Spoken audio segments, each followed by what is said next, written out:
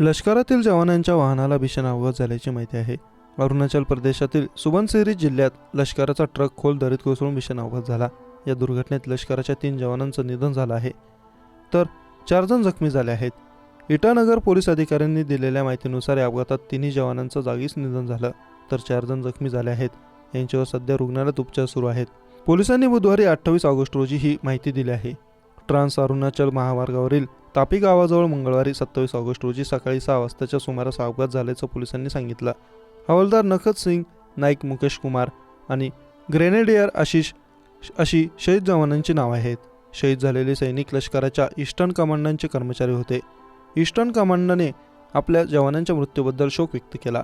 लष्करी सूत्रांनी दिलेल्या माहितीनुसार अपघात झालेला लष्करी ट्रक हा लष्करी ताफ्याचा एक भाग होता, जो दोपरिजो अप्पर सुबनसिरी या जिल्हा मुख्यालयातून लेपराडा जिल्ह्यातील बासरळकडे जात होता। या दरम्यान तो तापी गावाजवळ एका खोल दरीत कोसळला।